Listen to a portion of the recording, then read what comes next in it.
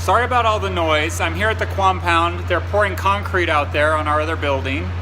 And I'm doing a short video to explain something that a member of our Facebook group asked. And she said her building seems crooked.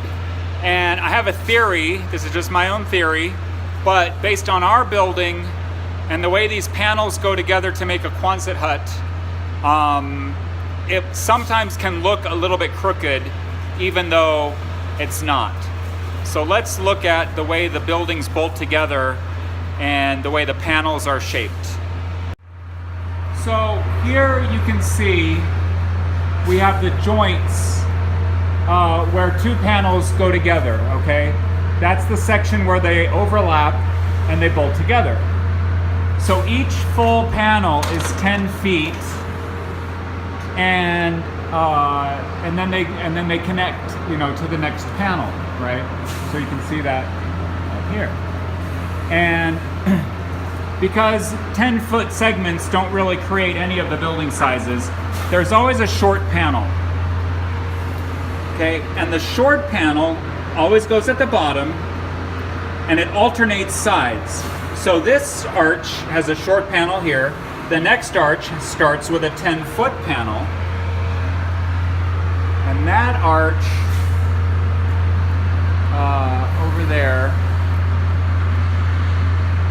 will have a short panel on that side. Okay, now what happens is we have the curving section of the arch, and then we have the flat section where they connect. So the radius of the building is really not a perfect circle that is continuous from the ground and then going over and then to the ground on the other side. All right, it's curved for a while, and then there's a little short flat segment where they bolt together, where there's no dimples and it's just flat metal. And then it continues to curve, okay? And then there's a little short flat segment on the next panel, okay? So what ends up happening is, if you look down our building here, you can see how they don't all perfectly line up, right? Every other one is in and out and in and out a little bit, okay? The bigger your building, the less the flat part is noticeable, because the overall shape, is more clear. On a smaller building, those flat parts are a greater percentage of the building, and so the curve can be more broken up.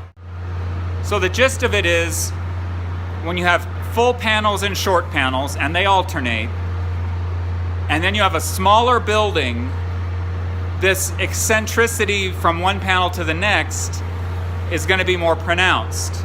Hopefully that explains. I hope I was clear.